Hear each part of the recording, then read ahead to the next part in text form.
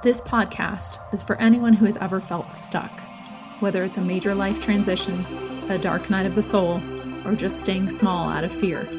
If you've ever struggled to move forward, if you're repeating unhealthy patterns in relationships, or you have a black belt in beating yourself up, you were meant for more, and this podcast is for you. We'll get real, we'll get vulnerable, we'll probably cuss a little bit, and we'll get to the root of it all, your self-worth. With every step, you'll find the courage to rise. Let's get started. You are here today to talk about how to unleash your inner badass and finding the courage to rise in every area of your life. There's a reason why my program, my company, everything is, my license plate actually even is Courage to Rise, because it takes courage to live in this human experience. It takes courage to get up every single day and show up no matter how you are in that given day in this human experience. And so the reason that I put together this masterclass is I'm very, very passionate about this concept of how do we bring a good life, a good balance, a good amount of peace and grounding to every day that we live. One of the things, as you guys know, as you've heard me say probably before, some of you, is it's a really wonderful concept when you hear in the coaching speak lingo, live your best life. And yes, I absolutely believe in that, or I wouldn't be doing what I'm doing. And also, I feel we need to be very realistic about what live your best life means for most people. If you have the ability to quit your job, move to Bali, be a yoga instructor, and that's your passion, then more power to you. You should absolutely follow that.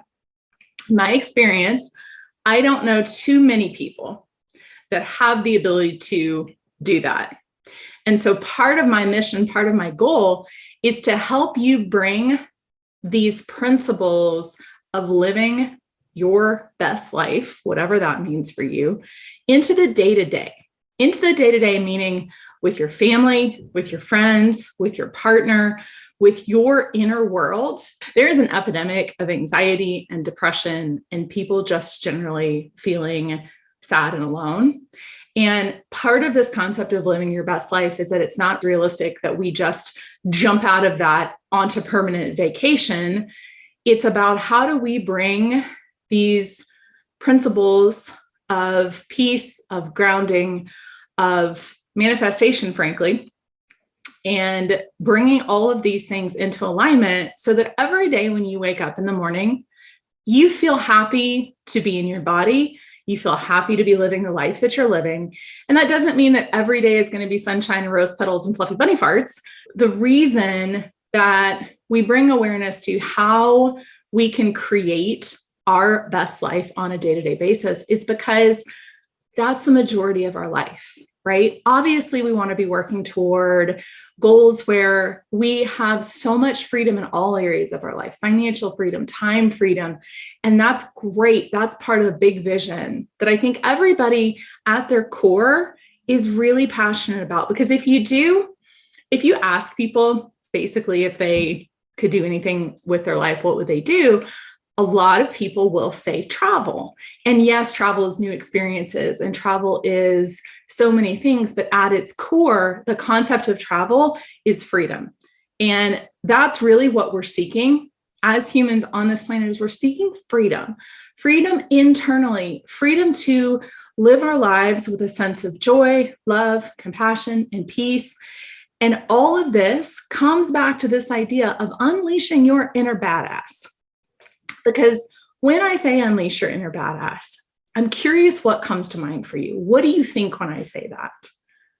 Sometimes we think of unleashing your inner badass as being having the courage to throw yourself out of an airplane and having the courage to ride a motorcycle, do a fast car, do something extreme. Sometimes that's what we associate with badass, right? The actual definition of badass from Merriam-Webster is ready to cause or get into trouble.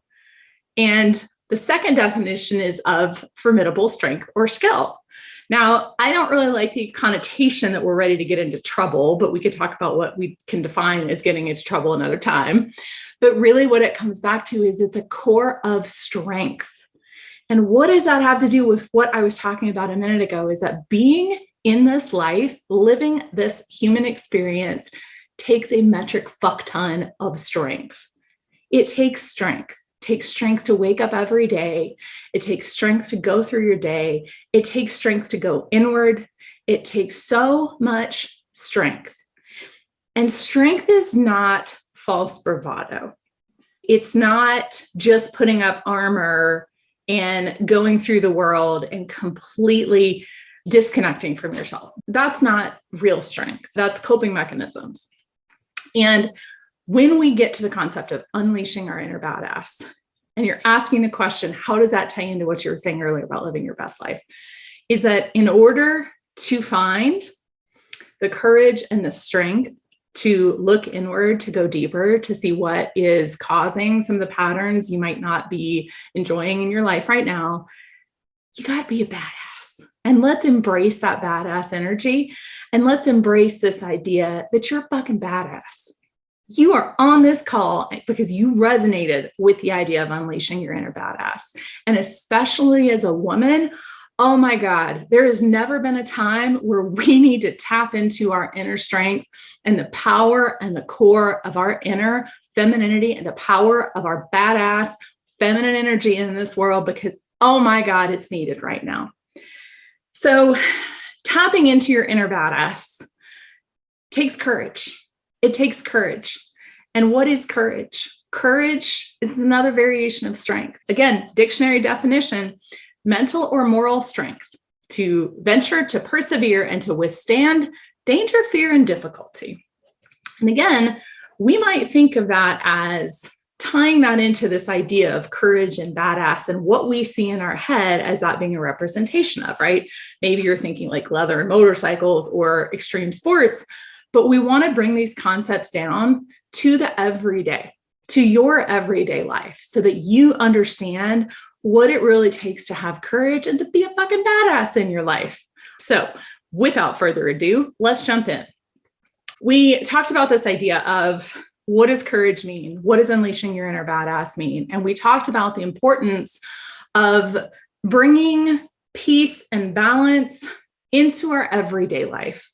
Because part of our goal, if you've done any work with me at all, or if you've heard me talk, you've probably heard me say, we don't reach this like Buddha on the mountaintop place where nothing ever bothers us, nothing ever triggers us, because as long as you're in this human experience and as long as you're not living in a monastery, you're going to be surrounded by human beings. And when you're surrounded by human beings, humans will trigger us, things will happen, relationships will happen, right? And so how within this human experience, you find the peace to navigate whatever it is that comes your way in life, good or bad, up or down, because those are the waves of life, right? It's not linear. There's this false expectation that somehow when you're doing inner work or coaching or therapy or anything else, any kind of personal development, that it's like this, right? That this is the trajectory, that we never have a bad day, we never have a bad moment.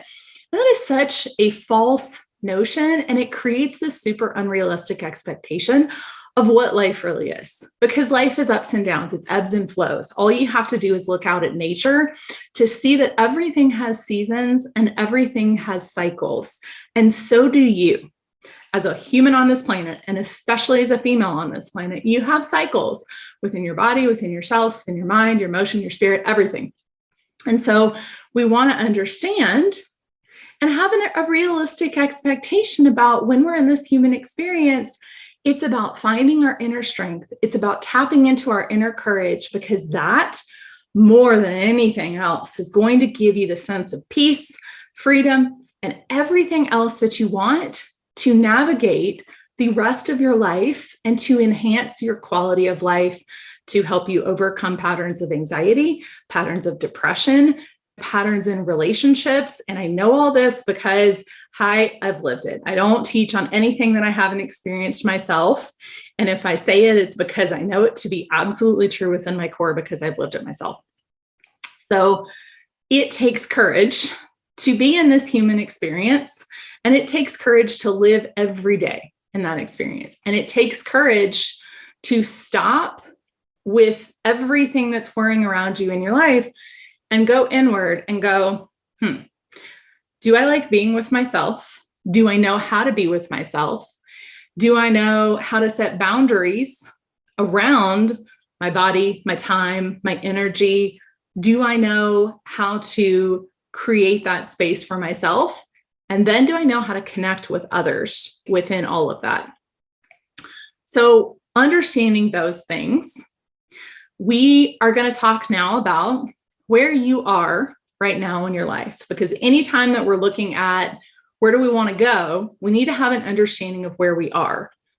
And if any of you remember the days of printed maps before we had GPS, I don't know how any of us survived, we would have a printed map and you would look at the map and you might know where you wanted to go, but you didn't know where you were. And it took some energy, some effort, some asking of people to try to figure out where you were on that map, right? We don't have GPS. This is in the old days of printed maps, but you needed to know where you were in order to know how to navigate to where you're going. And so where we're going to start today with this class is, where are you now? Where are you now in your life? And then where do you want to be? Now, this is your life and it's your exercise. So I want you to take from this whatever resonates, whatever feels true for you. Get out a pen and paper if you don't have one. If you want to take notes on your computer, that's fine. But if you can work through this with me, it'll be really, really powerful exercise. If you want to just sort of think through it now and go back and listen to it again and redo this, that's great. So where are you now in your life? And we're going to go through an inventory. We're going to go through a practical, external inventory of like where you are in your life. Then we're going to do an internal inventory of where are you in your inner world, in your inner life, with your emotions, with everything like that. Where are you right now? We'll use a scale of 1 to 10, 10 being like, fuck yeah, if it were any more fabulous, it would just be completely ecstatic bliss. And 1 being, is it possible to give it a 0? Because I'd give it a 0. And then anything in between. And what you're ranking is, you're ranking how you feel about these given areas of your life, so that we can get a good idea of where you are. And ideally, what we're working toward is we're working to get you between an 8 and a 10. Again, there are fluctuations to everything in life. In my experience, I haven't experienced living at a 10 all the time, but it is possible to live at an 8 to a 10. And that's where we want you to be. So in your career, when you think about your job, what you do every day, scale of 1 to 10. How happy are you? How fulfilled are you with all aspects of your career? Don't overthink this. Just go with the first thing that comes to your head and write it down. Again, scale of 1 to 10. And then the next one is romance and relationships. And for the sake of this class, we're going to stick with primarily romantic relationships. Obviously, relationships go into all different areas of relationship, as anything where there is another human being or really living being that we're interacting with. So romance and relationships, where would you rank yourself on a scale of 1 to 10? 10 being so fucking fabulous, I'm like daily orgasmic about my life and my relationship. And 1 being, if it were any worse, it'd be a 0 and I'd be living in a hole. So just take some time, think through that. And again, I want you to go with the first thing that comes to your mind. Don't overthink it. This is how we're learning to tap into our intuition, because that's usually the first thing that comes to mind before everything else starts to layer on top of it. And we start to question things and balance what if. So after you've ranked that one, I want you to now go to your body, scale of 1 to 10. And this is health and fitness and happiness with your physical body, how you feel in your body. Scale of 1 to 10, whatever comes first. And then we're going to go to finances. Same thing, scale of 1 to 10. How do you feel about your money? And just write down whatever comes up.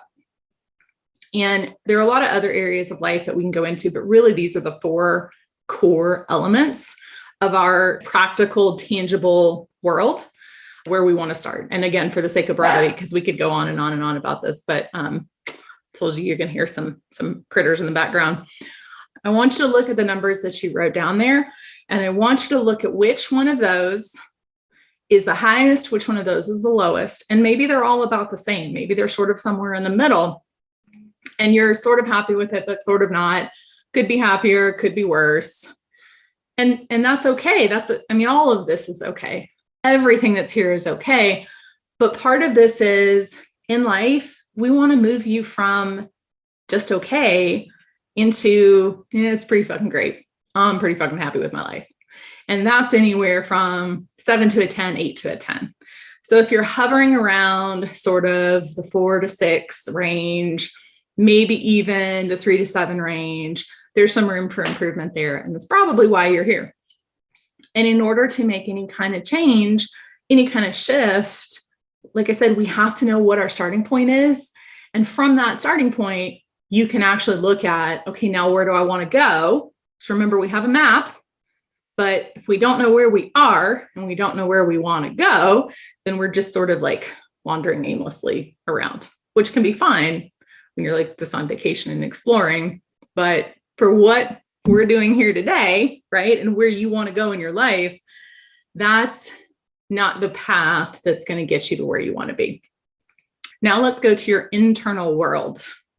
Now, this is usually the one that's the most confronting, because for the most part, I know very few people who were raised to understand and tune in to what's going on inside. And when we don't understand and know what's going on in our inner world and how to work through that and how to navigate through that and how to pick apart all the different voices that are inside of us, that's when we become very disconnected. We become very disembodied. And as women in particular, and yes, I'm speaking primarily to women because I identify as a woman and I happen to know a lot about being one, but a lot of these concepts can apply to men as well. I'm not being exclusive. I'm just speaking from my own experience. With women in particular, our energy, we can get so disconnected that we live in our head. We live in this space from the neck up and out.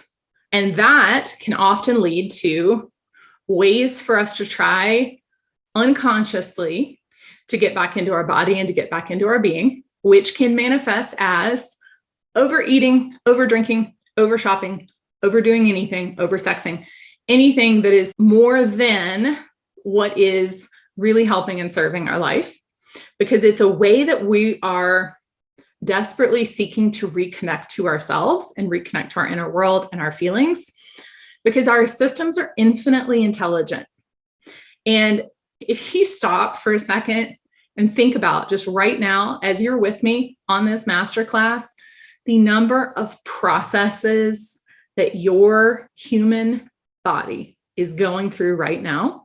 Like, I just had a snack a little earlier, and my body, I don't have to think about digest the snack that you had, because if I did, I wouldn't be able to focus on being here with you today.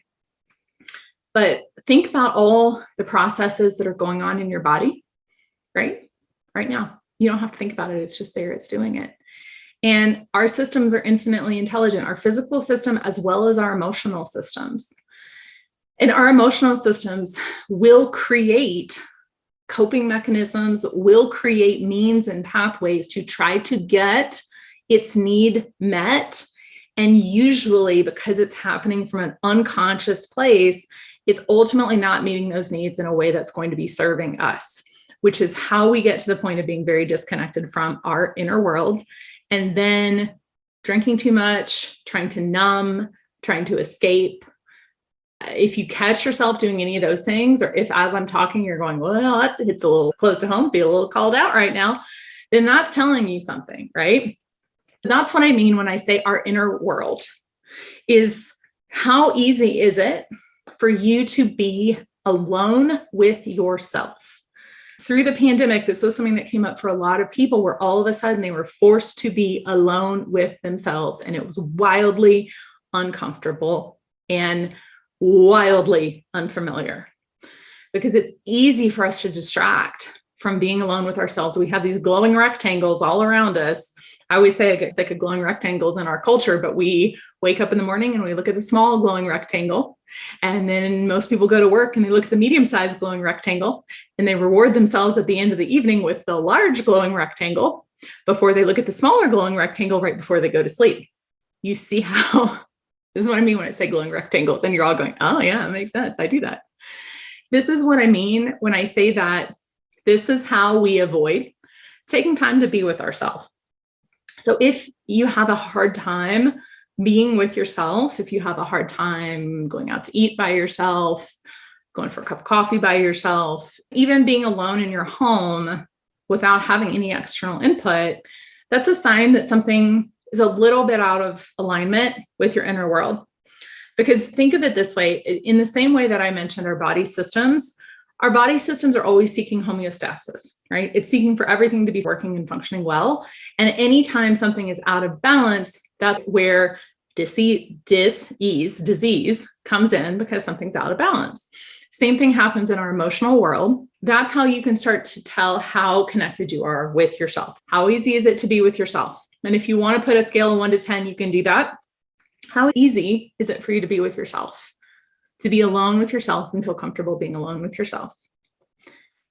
And then how, thinking in terms of relationships in your life, now this can be romantic or any kind of interpersonal relationship, how reactive are you? How easily upset, how easily triggered are you? We'll go into that word later. How easily triggered are you? What's your level of cray-cray, right? When interacting with other people. What is your tolerance for drama? And this is going to feel a little confronting, but stay with me on this because we're going somewhere.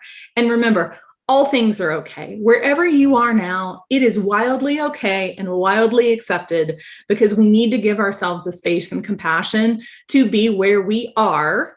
Otherwise, we can't move out of it. We can't move to higher and higher levels of consciousness and being if we can't allow and accept what's here. So, interpersonal relationships. How often do you take things personally?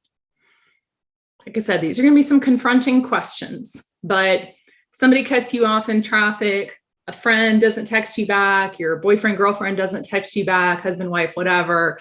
How often are you taking that personally? How often are you internalizing other people's actions as being about you? Be honest. This is a safe space. Be honest. Scale of 1 to 10. And then how often do you feel yourself cycling through patterns of worry, anxiety, depression, sadness, anything that is that kind of heavy, disempowering state? To varying degrees, how often do you find yourself in one of these states for the majority of the day, for the majority of your week? Worrying about what's going to happen in the future, reliving what happened in the past, feeling very, very keenly aware of everything that's going on around you, very, very self-conscious. Scale of 1 to 10. How often do you find yourself in these patterns of worry, anxiety, sadness, depression? Be honest. We're getting to what's at the core of your inner world. And then how often, which is a sort of follow-on to the question that I just asked, how often do you catch yourself in the dark corners of your mind worrying that you're not enough, worrying that you're not enough at work? Maybe it's imposter syndrome at work. Maybe you have a really great job and there's some part of you that's going, how the hell did I get this job? Someday they're going to figure out I don't know what the fuck I'm doing. Oh boy. How often do you catch yourself in those patterns? How often do you catch yourself outwardly or inwardly calling yourself a perfectionist? How often do you find yourself in that feeling of, what if I never find a romantic partner? What if I'm never good enough to have what I want in my life? Listen, humans everywhere, whether they're conscious of it or not, are constantly asking themselves 2 questions. Am I enough and am I worthy of love? And these 2 questions, again, they're happening unconsciously. I just raised your awareness about them, but most people are operating from an unconscious place about that. And that is driving absolutely everything that they're doing. Wanting to be enough, wanting to be worthy of love. So scale of 1 to 10, where do you fall on that? And again, we're being very, very honest because we want to get to what's going on in your inner world. We have a good idea of where you are now in this moment right here with me. And now that we know where you are on the map, now we want to look at, where do you want to be? Where do you want to be with your career, with your money, with your relationships, with your inner world? And listen, I don't know is completely all right. I don't know where I want to be, but I know I don't want to be really here anymore is completely all right. Because part of this is allowing whatever is present for you to be present and understanding what's here so that we can start to define for you where it is you want to be. And in the next part, we're going to talk about the things that block us from getting there. And one of the interesting things that happen is the I don't know can sometimes be, I actually do know what I want, but I feel it is so inaccessible to me that I'm not even going to allow myself to admit, to acknowledge, to say out loud, to write down what it is I want, because I fear I will never get it and I cannot handle that disappointment. From where you are right now, looking over what you wrote down for career, relationships, body, money, looking at where you are in your internal world, how you feel in your internal world, I want you now, you can close your eyes with me if you want. I want you to just close your eyes for a second if that feels comfortable and if that feels safe for you. If you're someplace you can do it, don't do this while driving. And you have to see these disclaimers just to be safe, right? And so just close your eyes. And I want you to think about if I gave you a magic wand, it's my very favorite question in the world. If I gave you a magic wand, I want you to think about how would you want to feel? Feel is the key word here. How would you want to feel in your career? If you're watching the replay, you can pause this and work through this slowly. If you're going through this with me now, just write down whatever comes up. How would you want to feel in your career?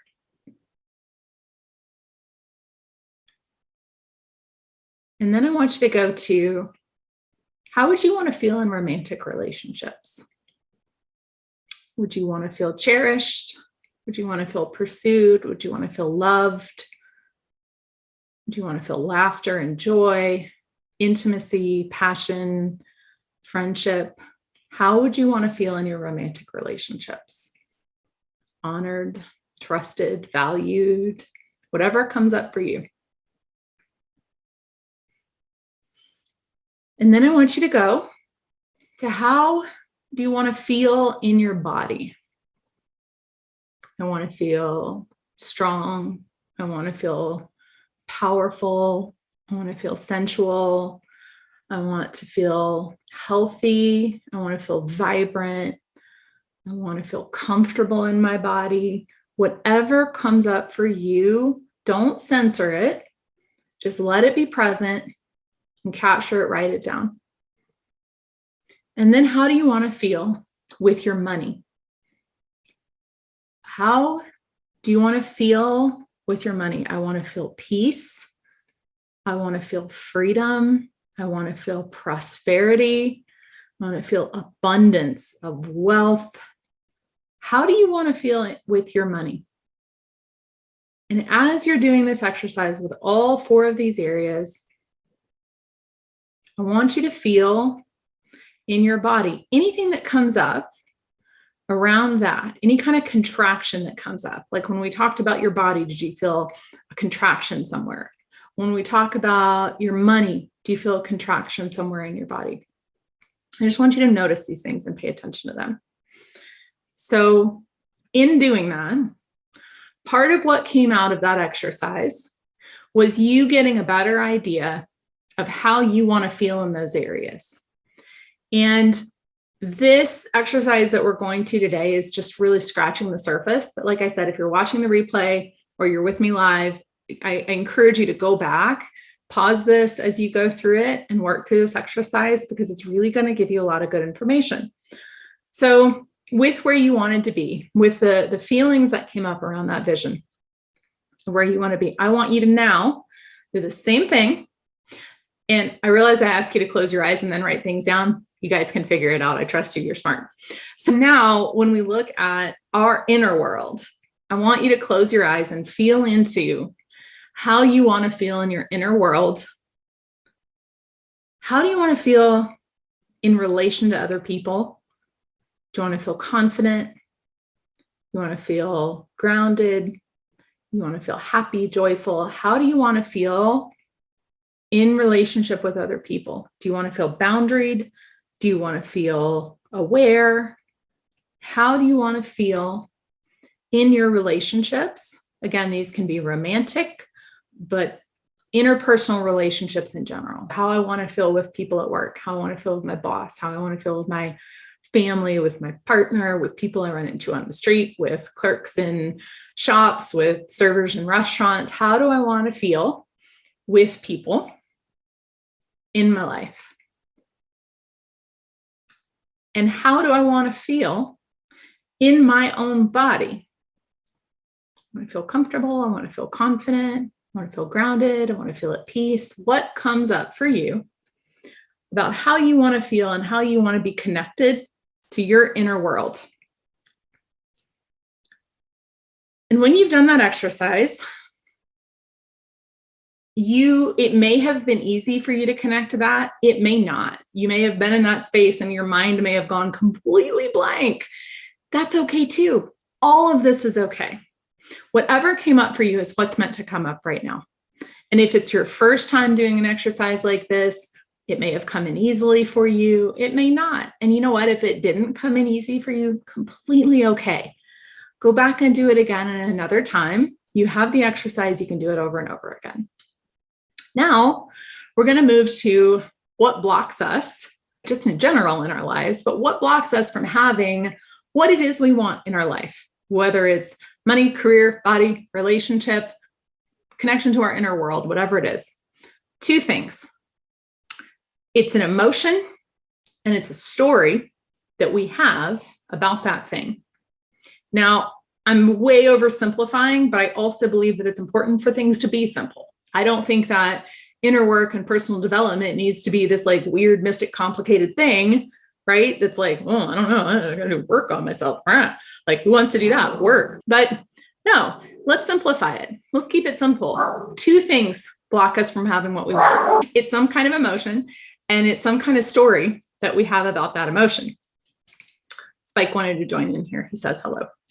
So the three most common emotions that come up.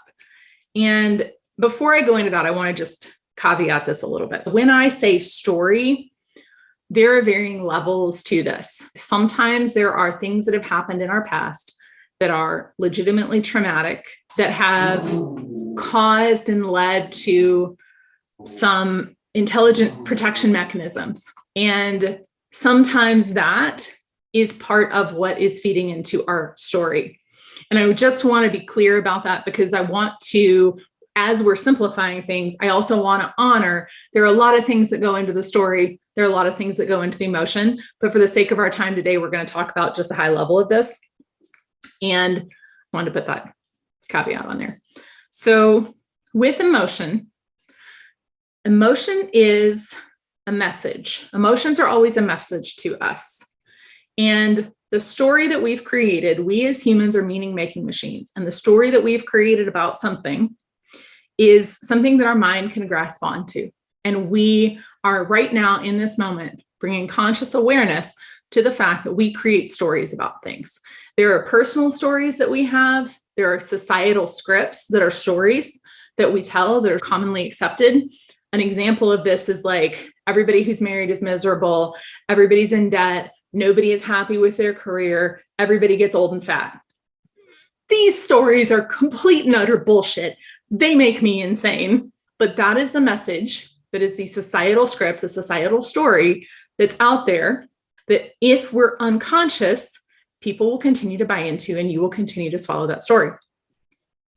The personal stories that we have come from your own personal, all the pieces that make up you, right? Things that happened to you as a kid, messages you internalized, stories that you're telling yourself about why you can't have the relationship you want, why you can't have the career that you want, why you can't have the money that you want, why you can't have the body that you want. And all of those things tie into an emotion. So the three key emotions that typically come up are guilt, shame, and fear.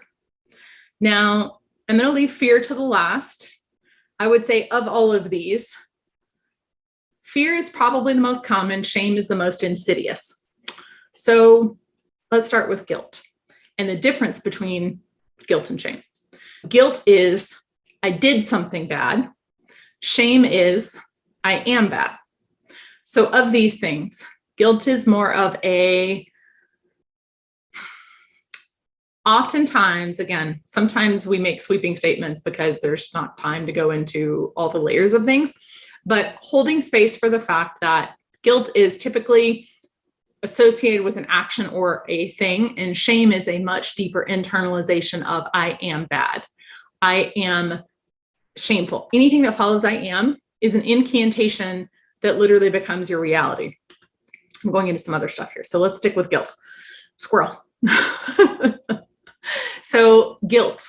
Guilt, I have heard described as a self-conscious emotion that typically involves negative evaluations of ourself, feelings of failure, something that's associated with something that we did, or possibly something that we're worried someone will have a perception about.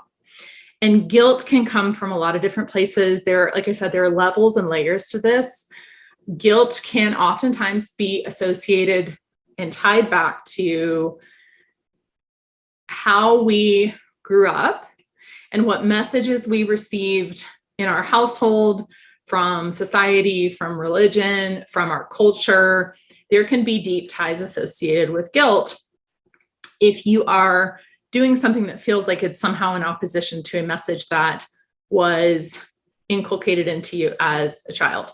It is also this idea of where this ties into what we're talking about stories, is that we can have unconscious guilt associated with, for example, when it comes to money.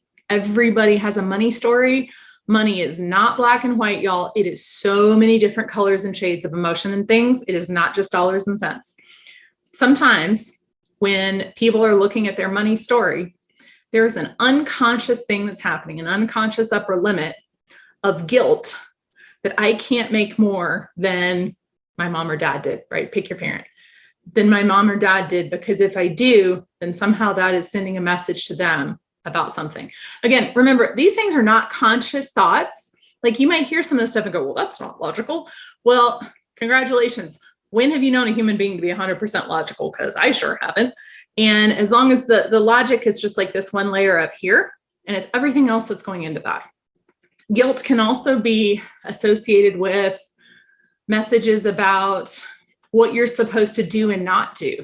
If you were given the message that it is more honorable for you to always be taking care of others, and that it was wrong to be taking care of yourself because it was considered selfish, then that is guilt that's showing up for you anytime it comes time to actually take care of yourself, to actually put your mask on first. There's this deep guilt that's associated with it. So that's one of the emotions that's hiding under a lot of these things. That is all these things that we're talking about. Actually, if we want to get into some energetics, those are your lower chakras, right? That when those are misaligned, it's shame, guilt, and fear. But it's also the very heaviest vibrations that you can be in energetically. If you've ever worked with me, you know that I work both with the very practical world, the everyday world that we live in, and I also work with the energetic, because energetic is under everything. It just is. You can't deny it. I can explain it to the most left brain logical person in the world, or maybe you're the type of person that sees visions and auras. True for both. It's undeniable. Everything in this world is energy. I'm getting off track. Shame, guilt, and fear are the heaviest vibrations that we can be in, and they will hold us down. We talked about guilt. Now, shame is I am bad, and shame is very connected to the perception of judgment from others. The feeling of shame is the one that literally makes you want to shrink into the corner, hide your face behind your hair, pull the blanket over your head, and be away from the harsh judging gaze of other people, your perception of the harsh judging gaze of other people. Shame is one that shows up so deeply that will keep us and block us, especially from moving forward in our inner world. Because shame is the thing that is constantly saying, I'm bad, I'm not enough. I'm bad, I'm not enough. And shame is the thing that will keep us in this very low place, worried about the judgments of other people. because we connect those judgments with a feeling of abandonment, with that feeling of deeply not being enough. And again, I am scratching the surface on all of this. There's no other way to do it in 45 minutes. But that feeling of shame is that feeling in the pit of your stomach. And it is that feeling of, it is essentially complete self-abandonment for the concern of judgment of other people. Shame is another thing that shows up to block us really from having what it is that we want. And primarily this is one that shows up in our inner world, because shame is the thing that says, you can't have that feeling. You shouldn't have that feeling. Whatever it is that you want is bad. That's the feeling of shame. The feeling of shame is, for example, as you are raising your consciousness about patterns that you have. Let's take food, for example. Let's say you're working through some patterns with food and you have a couple really good, you eat really clean, you do your workouts, you're really staying true to the plan that you're on. And then by the fourth or fifth day, you sort of fall off the wagon and you face plant into some Cheetos and beer and whatever you like to eat. I don't know. And shame is the one that comes up. It's the shame monster. I call him Sheldon. Apologies to all Sheldons in the world. It's Gilbert, the guilt monster, and Sheldon, the shame monster. But anyway, comes up and goes, I knew you weren't going to stick to this. I knew you weren't going to do it. I knew you didn't have the courage to do that. I knew you didn't. I knew you were going to fall off the wagon. You always do. You're horrible. It's that vicious voice that comes up and tells you that you are bad for having done or not having done something. I use the food example because it's very tangible, but this shows up in a lot of different ways. And this is a voice that I know all of you can identify with because we've all experienced it. And the shame will keep you blocked, will keep you in suffering, and will keep you repeating patterns that you don't like more than almost any other emotion that there is, because shame is literally one of the heaviest vibrations there is. Now, how do you start to move out of that? Well, first and foremost, you have to recognize it, right? You have to recognize when Sheldon the shame monster is showing up and trying to tell you how bad you are. And the antidote to shame is having a metric fuck ton of compassion. Yes, that's a very viable unit of measurement. Anyway, a metric fuck ton of compassion for yourself that goes, hey, yeah, I set this plan forth that I was going to eat a certain way, that I was going to move my body in a certain way. And it's, day 4 or 5 and fell off the wagon a little bit. That's okay. It's okay. I can sit with why it happened. And then and maybe I don't even have to do that, but I can sit with why it happened. And then I can go, okay, make the next right choice. Tomorrow's a new day. And you don't have to wait until tomorrow. You go with the concept of, okay, I'm gonna make the next right choice. Shame makes things mean something about you. The fact that you set up a fitness plan and an eating plan, and on the 4th day you fall off of it, doesn't mean anything about you other than, okay, well, let's just keep going and make the next right choice, as opposed to falling down the shame mountain and into the shame mud and staying there, which looks like buying into the story that you never stick with what you do. You're always going to be unhealthy, whatever those vicious voices are in your head, that voice of your inner judge. So shame. Now there's fear. Now, fear is the most sneakiest.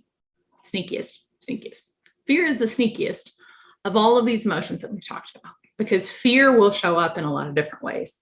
And remember that ultimately, at the end of the day, we are million-year-old humans living with slightly upgraded programming, right? Our internal operating systems haven't quite caught up to the modern world that we live in. And so we will process fear as a threat to our survival. Because if you think about it, when we were running around on the plains, fear is what made you run away from the saber-toothed tiger or whatever it was that was going to eat you, kill you, whatever. Fear is what kept you alive. And now, the world that we live in today, fear still has its place, right? If you are in a place and all of a sudden you get like an external place and all of a sudden you get a ping that something is off or someone is off and you need to go the other direction, that is an inherent primal instinct that we want to keep. We don't ever want to lose that because it's part of what keeps us alive. But we also want to understand where fear is sending us the message that our survival is at stake when it's really not. Taking the example of, let's say, public speaking, a lot of people have a very intense fear or phobia of public speaking. Now, what's going on in your biology is that fear is resonating and coming in as, I'm going to die if I do this. Don't do that because you're going to die. It's hitting at that survival mechanism. And that's an extreme example. But fear can also come up in having a vulnerable conversation with your intimate partner. Because what comes up is we have a fear of rejection, we have a fear of being ridiculed, we have a fear of being abandoned. And all of these things are tying into a survival mechanism. This is basic evolutionary psychology. It's tying into a survival mechanism that's telling us, if you do this, you might not survive. And so we want to start to be in tune to where fear is showing up in ways that really it's over-functioning, where we don't need it. And we bring in our consciousness to go, I'm actually not going to die if I do this. I'm actually not going to die if I have this vulnerable conversation with my partner. I'm not going to die if I decide to change jobs. There is a fear. Fear is so sneaky. It shows up in so many ways. If you get to the core of most things that we are not doing, there is some thread of fear there. And sometimes it's connected to the other two emotions that we talked about. And sometimes it is simply just an underlying fear. So if you start to ask yourself, what am I really afraid of? And you get really honest. This is a self-inquiry process. What am I really afraid of about exploring a different career path? And sit down and list all the things that you're afraid of and be very honest with yourself. Don't censor yourself. Don't say something is stupid. No, everything is allowed. Everything is present. And just write down, what am I really afraid of? And then you go back and you go, any of these things actually going to kill me? No. Might be a little uncomfortable, but no, actually, no. One definition of fear is false evidence appearing real. So start to ask yourself the question, in whatever area of life you're looking at moving forward in. We talked about career, relationships, money, body. We talked about your inner world. What's the fear that's coming up around closing that gap between where you are and where you want to be?